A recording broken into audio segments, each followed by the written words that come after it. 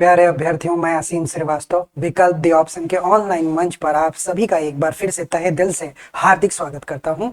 प्यारे अभ्यर्थियों, मैं लगातार भारत के भौतिक या भूआकृतिक प्रदेश से विगत वर्षों में आए प्रश्नों का क्या उत्तर लेखन होगा ये समझा रहा हूं। और मैंने कहा है कि मैं हर टॉपिक से जितने भी सवाल आए, चाहे शॉर्ट नोट्स या लॉन्ग आंसर टाइप, सबको पहले मैं डील करूंगा, उसके बाद फिर मैं इसको पढ़ा भी दूंगा, ताकि साथ ही साथ दोनों काम होता चले जाए। इसी तरह भारत का भूगोल भी करूंगा और बिहार का भूगोल भी करूंगा।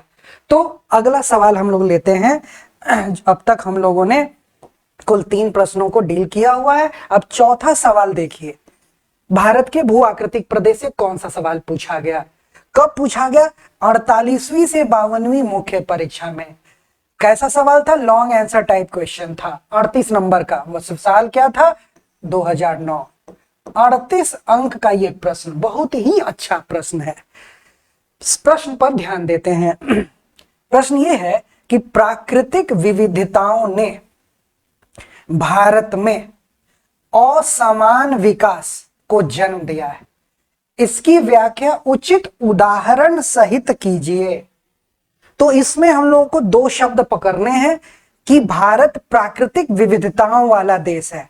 लास्ट जो मैंने लेक्चर दिया था उसमें तो मैंने ये बताया ही है, इंट्रोडक्शन ही इसी लाइन से मैंने किया था कि भारत प्राकृतिक विविधताओं से युक्त प्रदेश है। अब उसी लाइन को लेकर सवाल है।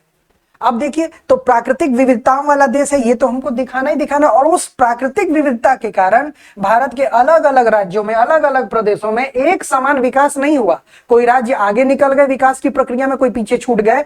उसके लिए कई कारण जिम्मेदार हैं, लेकिन एक कारण प्राकृतिक विविधता भी उसके लिए जिम्मेदार है कि भारत में ये प्रादेशिक विषमता या प्रादेशिक असमानता आई है। उसमें एक मेजर रोल जो है वो नेचुरल डाइवर्सिटी के कारण है।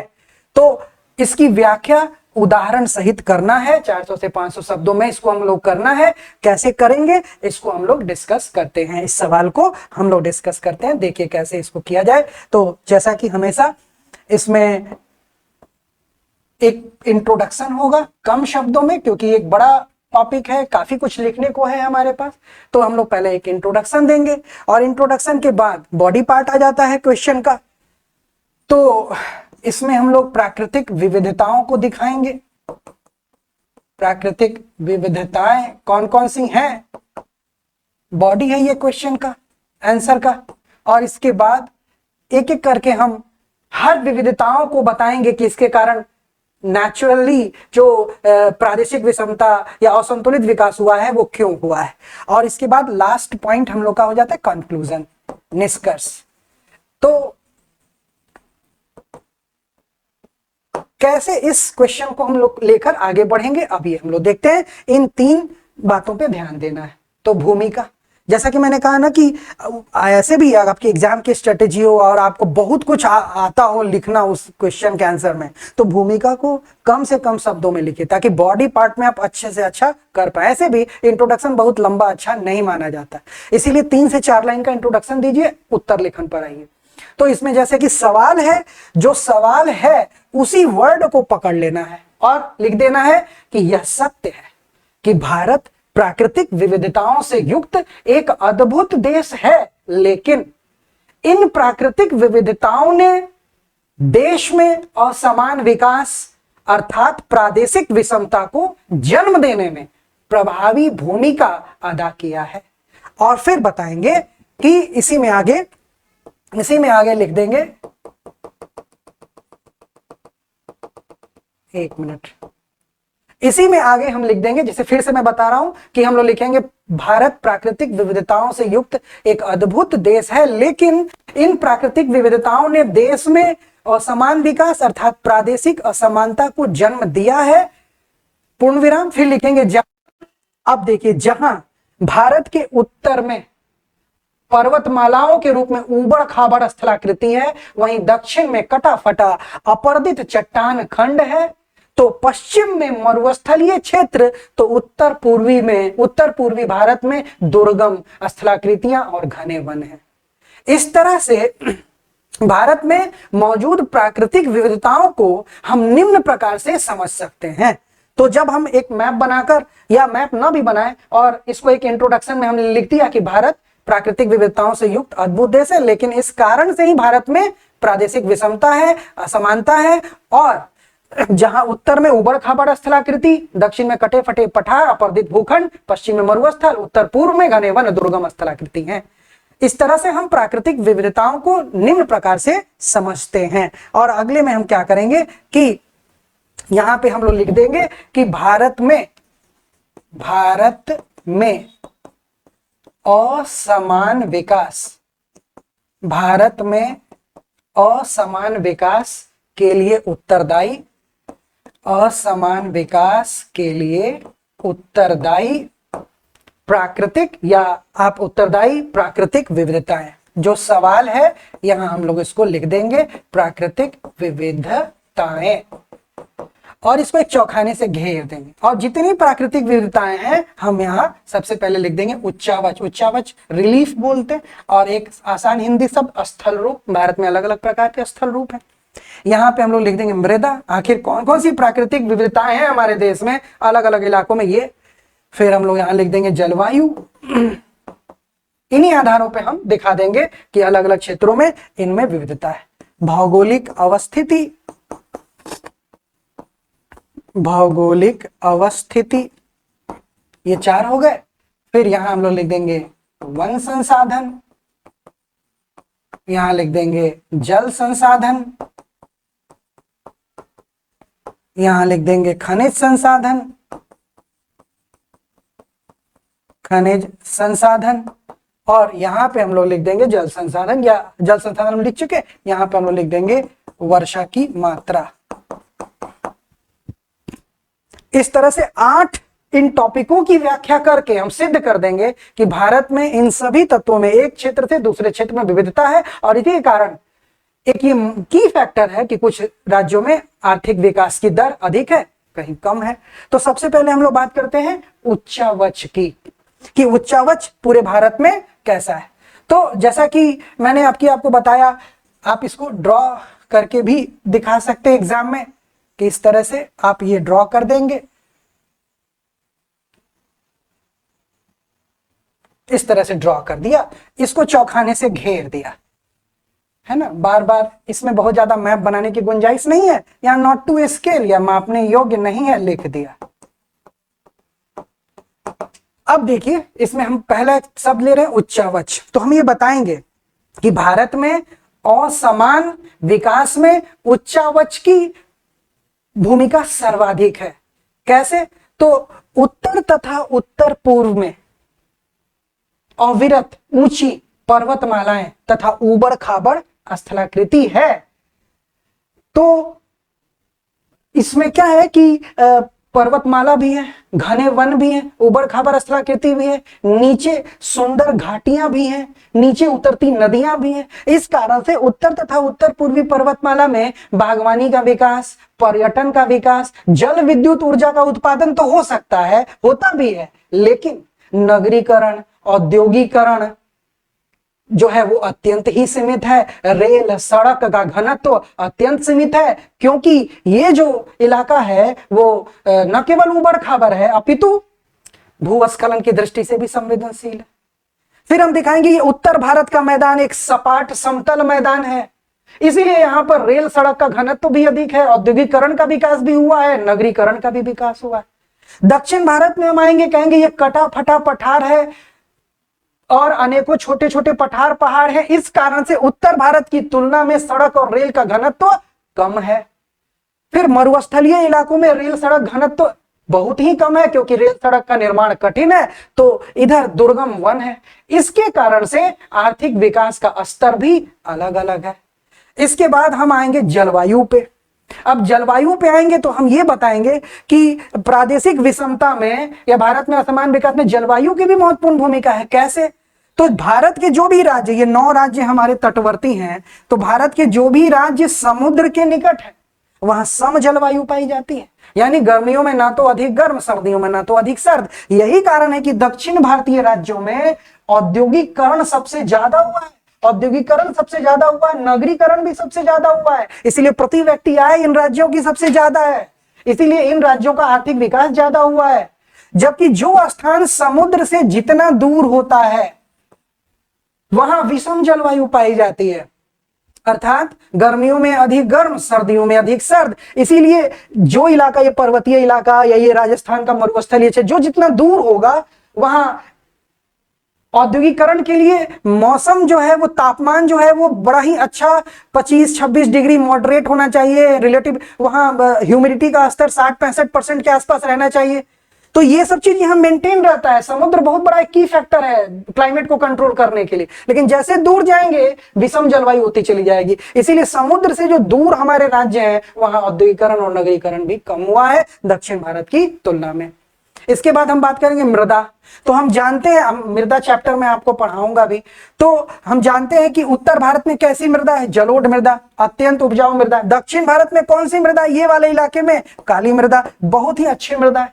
तो हम बताएंगे कि जहां उत्तर भारत में और दक्कन के पठार में क्रमशः जलोढ़ और काली मृदा है, जो कि कृषि के लिए बेहद अनुकूल है, सघन खेती वाला ये क्षेत्र है, वहीं भारत के एक बड़े क्षेत्र में जहां पर आर्कियन आग्नेय चट्टाने हैं, वहां लाल और पीली मिट्टी, राजस्थान में इधर शुष्क या मरुस्थलीय मिट्टी, इधर पर्वतीय मिट्टी, इधर लैटराइट मिट्टी, जो तुलनात्मक दृष्टि से कम उपजाऊ है, इसीलिए सघन खेती भी नहीं हो पाती है। कृषि जो है वो आर्थिक विकास को जागृत करने का एक की फैक्टर, महत्वपूर्ण रोल अदा करता है कृषि, रोल अदा करती है कृषि। इसीलिए मृदा का भी प्रादेशिक विषमता में महत्वपूर्ण भूमिका आ जाता है। जिन क्षेत्रों में अच्छी मिट्टी है वहां खूब खेती हो रही है, सघन खेती हो रही है, जनसंख्या घनत्व अधिक, नगरीकरण अधिक, उद्योग और कृषि के बीच लिंकेज अधिक, और वहां की आर्थिक गतिविधि अधिक। इसके बाद हम बात करेंगे भौगोलिक अवस्थिति की। जैसा कि हम लोगों ने डिस्कस किया था अभी कि भारत में जो 9 राज्य हैं वो समुद्र तटीय हैं, इसीलिए परंपरा से यहाँ पर बंदरगाह, कांडला हो, मुंबई हो, गोवा हो, मरबगांव हो, कोचीन हो, बेंगलोर हो, इधर आपको पारादीप हो, विशाखापत्तनम हो, चेन्नई हो, तुतीकोरिन, तो तटीय राज्यों में प्राकृतिक बंदरगाह परंपरा से ही यहाँ आयात निर्यात की सुविधा रही है, और मछली पालन का बहुत बड़ा स्कोप है, मत्स्यन का। इसीलिए इन राज्यों में बहुत बड़े पैमाने पर औद्योगिकरण हो गया, और इन राज्यों का बेहतर आयात निर्यात और समुद्र के कारण जो है लोगों का जो है पर कैपिटा इनकम ज्यादा हो गया। लेकिन फिर अगर हम बात करेंगे पर्वतीय क्षेत्रों की, मरुस्थलीय क्षेत्रों की, तो भौगोलिक दृष्टि से वो अनुकूल नहीं है हम मानवों के विकास के लिए, व्यापारिक गतिविधियों के लिए, इसीलिए सीमित औद्योगिकरण हुआ। फिर अगर हम बात करेंगे वर्षा की मात्रा की, तो जहां केरल में या फिर उत्तर पूर्वी राज्यों में या पश्चिम बंगाल में सदाबहार वन पाए जाते हैं। आर्थिक दृष्टि से सदाबहार वन के पेड़ पौधे बड़े धनी होते हैं, बहुत ही महंगे बिकते हैं, तो यहाँ फर्नीचर उद्योग या इमारती लकड़ी का उद्योग ये काफी फल फूल रहा है। तो फिर अधिक वर्षा भी होती है और ढलवा स्थलाकृति भी है, इसीलिए चाय के बागान, रबड़ के बागान, कॉफी बागान का खूब विकास हुआ है। तो वहीं हम देखते हैं कि भारत का जो 1/3 क्षेत्र है वो शुष्क कृषि के अंतर्गत आता है, जहां औसत वार्षिक वर्षा 75 सेंटीमीटर से कम होती है। तो फिर लद्दाख है, पश्चिमी राजस्थान और दक्षिण का वृष्टि छाया क्षेत्र, यहाँ तो एक वर्ष में 50 सेंटीमीटर से भी कम औसत वार्षिक वर्षा होती है। इसीलिए तो वनस्पति के रूप में कटीली झाड़ियां ही होती हैं, सघन वन नहीं होते हैं, और फिर वनों पे आधारित उद्योगों का विकास नहीं हो पाता है, इवन बागवानी कृषि का भी विकास नहीं हो पाता है। इससे आर्थिक गतिविधि पीछे हो जाती है। इसके बाद हम बात करेंगे जल संसाधन की। तो हम जानते हैं कि उत्तर भारत के मैदान में पर्वतों से उतरने वाली सदा नीरा नदियां बहती हैं। अब सदा नीरा नदियां बहती हैं, इसके कारण इस इलाके में भूमिगत जलस्तर काफी ऊंचा है। तो भूमिगत जलस्तर ऊपर है तो मिट्टी में नमी रहती है, उसकी उनके कण जो इंटैक्ट होते हैं, मिट्टी उपजाऊ है और सघन खेती होती है। सघन खेती होने के कारण अब फिर चूंकि भूमिगत जलस्तर ऊपर है, सदा वाहिनी नदियां हैं, तो खेती भी जबरदस्त। और इसके अलावा मानव बसावट के लिए, नगरीय जलापूर्ति के लिए जल की उपलब्धता, उद्योगों के लिए जल की उपलब्धता सब सुनिश्चित होती है। इसीलिए सघन खेती, घना बसावट, नगरीकरण, औद्योगिकरण सबको प्रमोट करता है जल संसाधन। तो हम देखते हैं कि जो मरुस्थलीय क्षेत्र या जो हमारा प्रायद्वीपीय भारत है, वहां की नदियां मौसमी हैं, और मौसमी होने के कारण और स्थलाकृति कैसी चट्टानी है, इसलिए भूमिगत जलस्तर काफी नीचे है, और फिर इतना नीचे है कि वो नमी कैपिलरी एक्शन से आ नहीं पाता, तो मृदा का डिग्रेडेशन, भूमि निम्नीकरण भी होता है। और अब तो प्रायद्वीपीय भारत के कई शहरों में घनघोर जल संकट भी आ चुका है। पेयजल की समस्या, उद्योगों के लिए जल की समस्या, ये कहीं ना कहीं आर्थिक विकास को प्रभावित करता है। फिर बात करते हैं खनिज संसाधन की। तो खनिज संसाधन हम जानते हैं कि प्रायद्वीपीय भारत में ये खनिज संसाधन का पावर हाउस है। जितने भी, चाहे वो भारी उद्योग हो या किसी भी प्रकार के, चाहे आप आयरन स्टील प्लांट लें, सीमेंट लें, कॉपर लें, एल्यूमिनियम लें, जितने भी उद्योग हैं सब हमारे प्रायद्वीपीय भारत में ही संकेंद्रित हैं। इसीलिए यहाँ की इकोनॉमिकल एक्टिविटी, आर्थिक गतिविधि बहुत अधिक है, पर कैपिटा इनकम अधिक है, ये विकसित है तुलनात्मक रूप से अन्य राज्यों की तुलना में। जबकि मैदानी क्षेत्र में खनिज का अभाव है, इसलिए खनिज आधारित उद्योगों का यहाँ विकास ही नहीं हो पाया। इन राज्यों में सिर्फ और सिर्फ कृषि आधारित उद्योगों का ही विकास हो पाया। अच्छा, भौगोलिक स्थिति में आप एक चीज और दिखा सकते हैं भौगोलिक स्थिति में, कि बिहार जैसा स्थलबद्ध राज्य जो आयात निर्यात नहीं कर पाता है, बहुत बड़ी समस्या होती है। स्थलबद्धता भी राज्यों के विकास को बहुत हद तक मिनिमाइज करते हैं। इसके बाद फिर हम लोग खनिज संसाधन में जैसे कि हम बता सकते हैं कि झारखंड या उड़ीसा है या छत्तीसगढ़, मध्य प्रदेश, कर्नाटक, गोवा, महाराष्ट्र, इन राज्यों में खनिज संसाधन अधिक है, इसलिए यहाँ पर औद्योगिक विकास बहुत ज्यादा हुआ है। जबकि दूसरे भागों में जहां खनिज संसाधन नहीं है, वहां सिर्फ कृषि आधारित उद्योगों का विकास हुआ है। इससे आर्थिक विषमता बढ़ती है। और फिर वन संसाधन, तो जो भी राज्य पश्चिमी घाट वाले क्षेत्र में या उत्तर पूर्वी क्षेत्र में है, वहां वन संसाधन बहुत है। इन इलाकों में वन उत्पाद पर आधारित कई उद्योगों का विकास हुआ, सड़कों का भी बेहतर कनेक्टिविटी हुआ। लेकिन ये उत्तर पूर्वी भारत में या हमारे पर्वतीय इलाकों में दुर्गम स्थलाकृति, वन संसाधन तो है लेकिन दुर्गम स्थलाकृति के कारण जैसा विकास आर्थिक इधर हुआ वहां नहीं हो पाया, जबकि यहां वन संसाधन है। इस तरह से हमने ये बताने का प्रयास किया 8 तरीके से कि भारत में प्राकृतिक विविधताएं भी प्रादेशिक विषमता या असमानता के लिए उत्तरदायी है। और निष्कर्ष में आप लिख सकते हैं कि उपरोक्त वर्णन से स्पष्ट है कि प्राकृतिक परिस्थितियां जहां अनुकूल रही हैं या अनुकूल हैं, वहां कृषि का विकास, उद्योग का विकास, नगरीकरण का उच्च स्तर प्राप्त किया जा रहा है। और जहां प्राकृतिक दृष्टि से प्रतिकूल परिस्थितियां हैं, वहां तुलनात्मक दृष्टि से आर्थिक विकास या नगरों का विकास, उद्योगों का विकास या कृषि का स्तर पिछड़ गया है। तो इस तरह से आपने इस सवाल को जस्टिफाई कर दिया है। उम्मीद करता हूं कि आपको इस सवाल की भी व्याख्या पसंद आई होगी। और अब मैं 4 सवालों को करा चुका हूं। 5वां सवाल देखिए जो पूछा गया, और कब पूछा गया ये आप देख लीजिए। ये पूछा गया 69वीं बीपीएससी मेंस में, साल था 2024, 1 साल पहले। और ये सवाल का नेचर क्या, शॉर्ट आंसर है, यानी 7 या 8 मार्क्स का ये सवाल है। और सवाल है बहुत बढ़िया। अब आप इस सवाल को देखिए। भारत को प्रमुख भौतिक विभागों में विभाजित कीजिए तथा उस प्रदेश का वर्णन कीजिए जिसमें बिहार राज्य की भूमि सम्मिलित हो। अब 2 क्वेश्चन है इसमें। आप क्वेश्चन को पढ़ने में 2-3 मिनट ज्यादा ले लीजिए, लेकिन उसको अगर ब्रेक कर सकते ब्रेक करिए और सबका उत्तर लिख दीजिए, आप कंप्लीट आंसर लिख पाएंगे। तो इसमें पहला तो भारत कितने भौतिक विभागों में विभाजित है, वो अभी हम लोग अर्लियर क्लासेस में किए 6 भागों में, उन 6 भागों को दिखा देना। और उन 6 भागों में बिहार के जो भौतिक प्रदेश हैं वो उन 6 भागों में से कहां किसमें शामिल हैं, और उन भौतिक भागों की हमको व्याख्या कर देनी है। तो और शब्द सीमा का ध्यान है ये 7-8 नंबर का।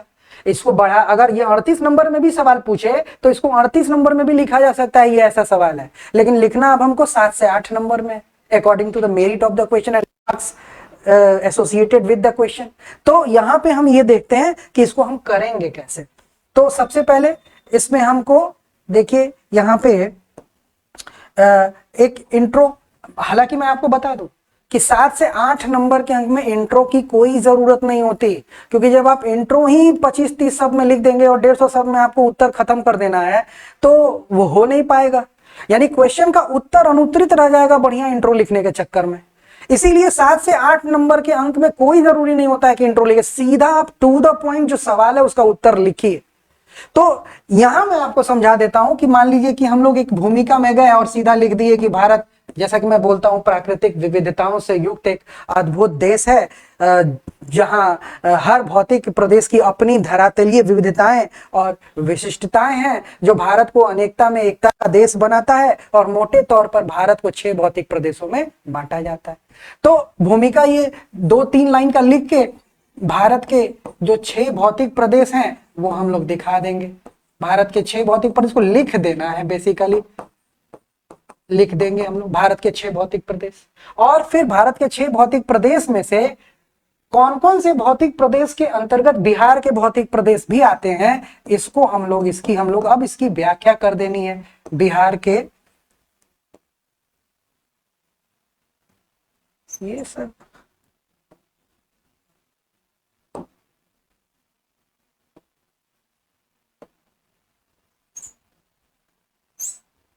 बिहार के भौतिक प्रदेश, बिहार के भौतिक प्रदेश, ठीक है। तो अब जैसा कि इंट्रो मैंने बताया वो कर देंगे और इसके बाद हम लोग लिख देंगे भारत के भौतिक प्रदेश। तो इंट्रो के बाद लिख देंगे भारत को मोटे तौर पे 6 भौतिक प्रदेशों में बांटा जाता है जो इस प्रकार हैं, और इसमें कोई घबराना नहीं है, सीधा लिख देंगे 6 भौतिक प्रदेश। उत्तर तथा उत्तर पूर्वी पर्वतमाला। फिर दूसरा भौतिक प्रदेश आप जानते हैं, उत्तरी भारत का मैदान। और तीसरा भौतिक प्रदेश प्रायद्वीपीय पठार। चौथा भारतीय मरुस्थल। पांचवा तटीय मैदान। और भारत का जो छठा भौतिक प्रदेश है वो है द्वीप समूह। इस तरह भारत को मोटे तौर पे 6 भौतिक प्रदेशों में बांटा जाता है। अब इसमें दिखाना है कि इन 6 भौतिक प्रदेशों में से बिहार में 3 भौतिक प्रदेश हैं। तो इन 6 में से कौन कौन बिहार में है, तो बिहार में यहां दिखा देंगे, लिखेंगे इसके बाद कि इन 6 भौतिक प्रदेशों में बिहार के अंतर्गत, बिहार के भौतिक प्रदेशों में पर्वतीय क्षेत्र,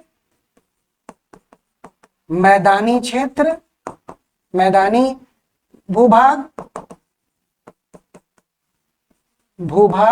व पठारी भूभाग शामिल है। पठारी भूभाग शामिल है। इन 6 में से पर्वतीय क्षेत्र बिहार में है, मैदानी क्षेत्र भी बिहार में है और पठारी क्षेत्र भी है। तो अब हमको बिहार के पर्वतीय क्षेत्र, मैदानी क्षेत्र और पठारी भूभाग पे लिखना है। तो इसको हम कैसे लिखेंगे कि बड़ा आकर्षक उत्तर भी हो जाए। तो सबसे पहले हम लोग यहां लिख देंगे कि पर्वतीय क्षेत्र के अंतर्गत जो भारत का पर्वतीय क्षेत्र है उसमें बिहार का पर्वतीय क्षेत्र किसका भाग है, तो इसको हम लोग आरेख से रिप्रेजेंट कर देंगे। तो हम लोग यहां लिखेंगे उत्तर तथा उत्तर पूर्वी पर्वतमाला। और उत्तर तथा उत्तर पूर्वी पर्वतमाला में हम लोग आप जानते हैं कि पश्चिमी हिमालय, पूर्वी हिमालय में हम लोग बांटते हैं, लेकिन यहाँ पे हम लोग पहले लिख देंगे ट्रांस हिमालय। उतना विस्तार से नहीं, समय भी प्रधान होता है। यहाँ पे लिख देंगे हम लोग हिमालय पर्वतमाला, हिमालय पर्वतमाला। और यहाँ पे पूर्वांचल पहाड़ियां लिख देंगे। बेसिकली 3 भागों में हम लोग बांटते हैं, पूर्वांचल पहाड़ियां। अब बिहार का पर्वतीय क्षेत्र इनमें कहां बैठ रहा है फिट, तो आप जानते हैं कि इसको हम लोग 3 भागों में बांटते हैं। हिमालय पर्वतमाला को यहां हम लोग लिख देंगे महान हिमालय, यहां लिख देंगे मध्य या लघु हिमालय, और यहां पे लिख देंगे शिवालिक। अब बिहार में जो पर्वतीय क्षेत्र है वो शिवालिक का हिस्सा है, इसीलिए हम लोग इसमें लिख देंगे 3 भागों में बिहार के पर्वतीय क्षेत्र को बांटते हैं। तो यहां लिख देंगे सोमेश्वर श्रेणी, सोमेश्वर श्रेणी। यहां पे हेडिंग दे देंगे बिहार का पर्वतीय भूभाग।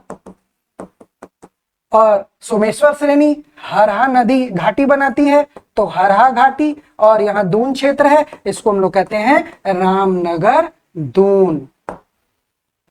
तो आप देखिए कि बिहार में पर्वतीय क्षेत्र है। अब इतना बड़ा उत्तर नहीं लिखकर हमने रिप्रेजेंट कर दिया कि पर्वतीय क्षेत्र में भी बिहार किस पर्वतीय, शिवालिक की पदस्थली है बिहार का पर्वतीय क्षेत्र, जिसके अंतर्गत सोमेश्वर श्रेणी, हरहा घाटी और रामनगर दून शामिल है। तो फिर अब इसके बारे में थोड़ा लिखेंगे हम लोग।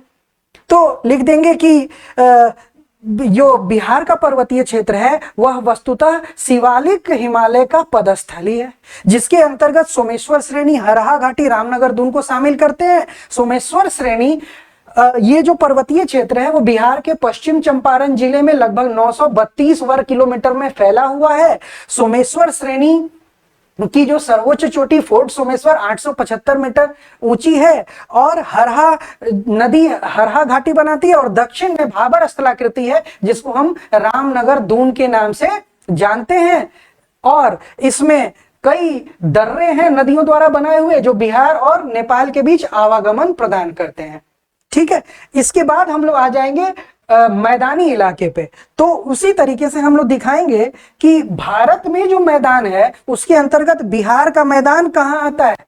तो उसी तरह हम यहाँ पे फिर एक चार्ट बना देंगे और लिखेंगे उत्तरी भारत का मैदान। देखिए कम शब्द में लिख रहे हैं लेकिन दिखा ज्यादा रहा है। तो उत्तरी भारत का मैदान, अब उत्तरी भारत के मैदान को हम लोग प्रादेशिक आधार पे बांटे थे ना पिछले सवाल में। उत्तरी राजस्थान का मैदान, उत्तरी राजस्थान का मैदान। फिर यहां हम लोग बांटे थे पंजाब का मैदान, पंजाब का मैदान। फिर हम लोगों ने लिखा था गंगा का मैदान, गंगा का मैदान। और फिर यहां लिख दिए थे हम लोगों ने असम या ब्रह्मपुत्र घाटी। अब बिहार आता है गंगा के मैदान में। कहां आता है? तो बिहार आता है, अब गंगा के मैदान को दो अलग अलग 3 भागों में बांटते हैं। जैसे ऊपरी गंगा मैदान, मध्यवर्ती गंगा मैदान, मिडिल गैंगेटिक प्लेन, बिहार इसी में आता है, मध्यवर्ती गंगा मैदान। और फिर निचली गंगा का मैदान, पश्चिम बंगाल इसमें आता है, लोअर गैंगेटिक प्लेन, निचली गंगा मैदान। तो हम यहां दिखाएंगे कि बिहार का मैदान कहां, बिहार का मैदान वस्तुतः मध्यवर्ती गंगा के मैदान का हिस्सा है। अब बिहार के मैदान को भी हम लोग 2 भाग में बांटते हैं। गंगा नदी के उत्तरी मैदान को हम लोग कहते हैं उत्तर बिहार का मैदान, गंगा नदी के दक्षिणी हिस्से को हम कहते हैं दक्षिण बिहार का मैदान। तो फिर इसको भी हम लोग यहाँ 2 भागों में बांट देंगे और यहाँ लिख देंगे यहीं पर उत्तरी बिहार का मैदान, उत्तरी बिहार का मैदान। अब उत्तरी बिहार का मैदान को कई दोआबों से बना हुआ है तो यहाँ पे हम लोग लिख देंगे महानंदा कोसी दोआब, महानंदा कोसी दोआब।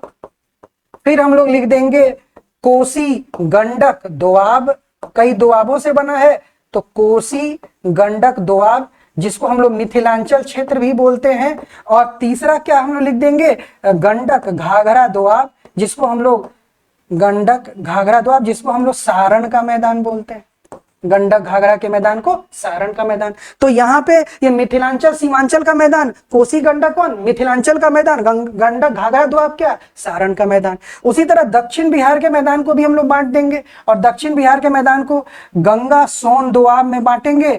तो गंगा सोन दोआब को क्या बोलते हैं, उसको बोलते हैं भोजपुर का मैदान, भोजपुर का मैदान। और भोजपुर के मैदान के बाद यहाँ सोन से लेकर किऊल नदी तक के क्षेत्र को हम लोग बोलते हैं मगध का मैदान। और फिर किऊल से लेकर राजमहल पहाड़ी तक के क्षेत्र को, जो भागलपुर वाला इलाका है, बांका वाला और थोड़ा मुंगेर का इलाका, इसको हम लोग अंग का मैदान बोलते हैं, अंगी का। इस तरह से देखिए लिखना कम पड़ा और हम लोगों ने इस चार्ट को दिखाया कि बिहार में मैदानी क्षेत्र तो है लेकिन वो मैदान किसका हिस्सा, मध्यवर्ती गंगा का। और इतना हम लोगों ने इसको दिखा दिया, लिखना कम पड़ा, इसकी व्याख्या कर देंगे।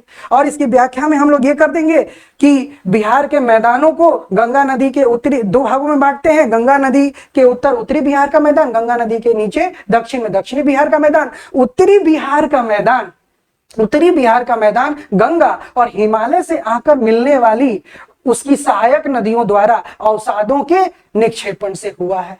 और उत्तरी बिहार का मैदान समतल सपाट मैदान है जिसका ढाल 6 सेंटीमीटर प्रति किलोमीटर है। और उत्तरी बिहार के मैदान में जलमग्न निम्न भूमियों को चौर या मन कहा जाता है, जिसमें बड़े पैमाने पर मखाने की खेती होती है, बड़ा ही उपजाऊ खादर मिट्टी है, बहुत ही सघन खेती होती है। ये हो गया उत्तरी बिहार का मैदान। फिर दक्षिणी बिहार के मैदान की व्याख्या कर देंगे कि दक्षिणी बिहार के मैदान का निर्माण गंगा और छोटा नागपुर का पठार से आकर मिलने वाली उसकी सहायक नदियों के द्वारा अवसादों के निक्षेपण से हुआ है। और दक्षिण बिहार के मैदान में जो जलमग्न निम्न भूमियां हैं उनको टाल बोलते हैं, जैसे कि मोकामा या बढ़िया का टाल। और उत्तर बिहार के मैदान में हम ये भी बता सकते हैं कि उत्तर बिहार के मैदान में नदियां गोकुर झील बिसरपन, बाढ़ का मैदान दियारा जैसी स्थलाकृतियां बनाती हैं। तो इस तरह से मैदान की हम लोगों ने व्याख्या भी कर दिया। अब हम आएंगे पठारी भाग की ओर। तो पठारी भाग की ओर आएंगे तो इसी तरीके से हम दिखाएंगे कि बिहार में पठारी भाग तो है, लेकिन वो किसका हिस्सा है। तो यहाँ पे हम प्रायद्वीपीय पठार लिख देंगे इसी तरीके से, प्रायद्वीपीय पठार। और प्रायद्वीपीय पठार को मोटे तौर पे 3 भाग में बांटते हैं, दक्कन का पठार, फिर मध्यवर्ती उच्च भूभाग बोलते हैं, मध्यवर्ती उच्च भूभाग, और फिर तीसरा भाग उत्तर पूर्वी पठार। इन्हीं 3 मेजर भागों में हम लोग बांटते हैं अपने प्रायद्वीपीय पठार को। और बिहार का संबंध यहां से, तो मध्यवर्ती उच्च भूभाग को भी तो कई भागों में बांटते हैं, मालवा का पठार बोलते हैं, फिर इसको बुंदेलखंड का पठार बोलते हैं, इसी में है बुंदेलखंड। फिर इसी के आगे आप आएंगे तो बघेलखंड का पठार है, बघेलखंड का पठार है। फिर यहाँ आप आएंगे तो विंध्यन है, विंध्यन पठार है। फिर इसमें आएंगे तो सतपुड़ा है, सतपुड़ा के बाद आप आएंगे तो छोटा नागपुर का पठार भी इसी में आता है, छोटा नागपुर पठार।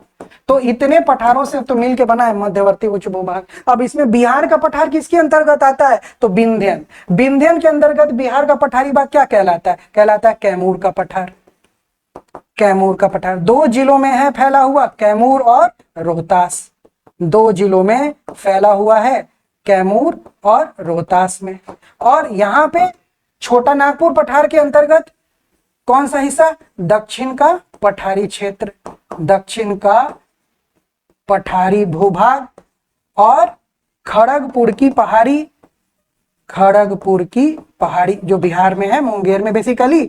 तो इस तरीके से हमने ये भी दिखा दिया कि बिहार का जो पठारी भाग है वो भारत के पठारी भाग का कौन सा हिस्सा है, किसका भाग है। और फिर इसके बारे में लिख देंगे कि बिहार के पठार को 3 भागों में बांटते हैं, कैमूर का पठार, दक्षिण का पठारी भूभाग और खड़गपुर की पहाड़ी। और फिर बता देंगे कि कैमूर के पठार का विस्तार, कैमूर का पठार वस्तुतः विंध्याचल श्रेणी का ही, विंध्यन श्रेणी का ही पूर्वी विस्तार है, पूर्वी सीमा है, जो बिहार के कैमूर और रोहतास में फैला हुआ है। लाल बलुआ पत्थर, चूना पत्थर और पाइराइट जैसे खनिजों का भंडार है। देखिए इस बार पीटी में आया भी था, भारत का 95% जो पाइराइट है, सल्फ्यूरिक एसिड बनता है, वो बिहार में रोहतास के पठार में ही है। तो ये खनिज संसाधन है। इसके बाद दक्षिण का जो पठारी भूभाग और खड़गपुर की पहाड़ी है वो छोटा नागपुर के पठार का हिस्सा है। दक्षिण का पठारी भूभाग जो है वो गया जी, नवादा, जमुई, बांका, राजगीर में फैला हुआ है। और इसी दक्षिण के पठारी भूभाग में जमुई जिले के करमटिया गांव में धारवाड़ क्रम की चट्टानों में सोने का भंडार है, जो कि भारत का सबसे बड़ा प्राथमिक सोने का भंडार है। और खड़गपुर की पहाड़ी मुंगेर, बांका और जमुई में फैली हुई है, जो कई छोटी बड़ी पहाड़ियों से मिलकर बना हुआ है। इस तरह से हम लोगों ने बताया कि बिहार में कौन कौन से भौतिक प्रदेश हैं, वो भारत के किस किस भौतिक प्रदेश से संबंधित हैं। और जब हम लिख दिए तो देखिए ज्यादा हमने आरेख से दिखाया, लिखा हमने वो 150 शब्दों का 200 शब्दों के अंदर की ही लिखा। और फिर संभव हो तो आप एक बिहार का मैप बनाइए, और बिहार का मैप जो है वो प्रैक्टिस आप करेंगे ना तो बिहार का मैप बन जाएगा। अब इस तरीके से आप इसको चौखाने में घेर दीजिए, प्रैक्टिस करना ही मेंस के लिए। आपको कई बार यहां पे लिख देंगे मापने योग्य नहीं, मापने योग्य नहीं, ये लिखना चाहिए, अच्छा इंप्रेशन ये बनाता है। और यहां लिख देंगे बिहार के भौतिक प्रदेश। तो अब थोड़ा कलर बदल देते हैं। तो यहां पे ये सोमेश्वर पहाड़ी है, यहां हरहा घाटी है, और ये रामनगर दून है। तो ये सोमेश्वर श्रेणी, सोमेश्वर श्रेणी, ये हरहा घाटी, हरहा घाटी, और ये रामनगर दून, रामनगर दून। तो ये पर्वतीय क्षेत्र हमने दिखा दिया। अब इसमें हम लोगों को गंगा नदी, तो गंगा नदी बक्सर चौसा में प्रवेश करती है, 12 जिलों से होते हुए कटिहार से होकर निकल जाती गंगा। अब ये हिस्सा उत्तर बिहार का मैदान, ये हिस्सा दक्षिण बिहार का मैदान। तो यहाँ पे हम लोग लिख देंगे ये कौन सा हिस्सा, उत्तरी बिहार का मैदान। अब किन किन नदियों से बना ये हम लोगों ने तो डिस्क्रिप्शन में लिखा ही था, तो बस इसमें हम लोग को वो नदियां दिखा देना है। ये कौन सी नदी, ये महानंदा। ये कौन सी नदी, कोसी। ये कौन सी नदी, गंडक। ये कौन सी, घाघरा। फिर यहाँ ये बूढ़ी गंडक यहाँ का मिलती है, ये बागमती मिलती है, कमला बलान मिलती है। इस तरह से ये नदियां हैं। कुछ नदियों का नाम लिख देंगे, यहाँ पे महानंदा, ये कोसी, यहाँ बागमती, और यहाँ गंडक, और ये घाघरा। नदियां भी लिख दिए। और दक्षिण बिहार में भी आ गए तो ये सोन नदी, ये पुनपुन नदी, ये फल्गु नदी, ये क्यूल, और यहाँ पे ये चंदन नदी। इस तरीके से ये नदियां दिखा दिए, लिख भी दिए, सोन, पुनपुन, फल्गु, क्यूल और चंदन, ये नदियां। और यहाँ पे हम लोग लिख दिए दक्षिण बिहार का मैदान, यहाँ पे लिख दिया गया दक्षिण बिहार का मैदान। और अब पठारी क्षेत्र इसी इलाके में है ना, तो फिर यहाँ पे हम लोग इस इलाके को दिखा देंगे, यहाँ घेर देंगे, और इस इलाके को हम लोग लिख देंगे कैमूर का पठार, कैमूर का पठार। और ये वाला जो इलाका है, ये वाला, ये दक्षिण का पठारी क्षेत्र है, और इसी में खड़गपुर की पहाड़ी आता है, यहाँ पे राजगीर है। इस तरीके से हम लोगों ने तीनों भौतिक प्रदेशों को दिखा दिया। हरे रंग से पर्वतीय क्षेत्र, इधर ये उत्तर बिहार का मैदान, दक्षिण बिहार का मैदान, और दक्षिण में इधर दक्षिण पश्चिम में कैमूर की पहाड़ी, और दक्षिण पूर्व में दक्षिण का पठारी क्षेत्र। तो ये 7 से 8 नंबर का था। लिखा हमने कम, रिप्रेजेंटेशन मैप इन आरेख से दिखाया ज्यादा। ये बड़ा ही प्रभावी उत्तर होता है। उम्मीद करता हूं ये आपको पसंद आया होगा। अब हम लोग अपने लास्ट लेक्चर में जो आखिरी सवाल है उसको लेकर मैं आपके सामने आऊंगा, और फिर अपने अगले लेक्चर्स में मैं इस टॉपिक को, भारत के भूआकृति प्रदेश को बहुत विस्तार से पढ़ा भी दूंगा। उम्मीद करता हूं ये सेशन पसंद आया होगा। जल्द मिलूंगा अगले क्लास में। Thank you so much.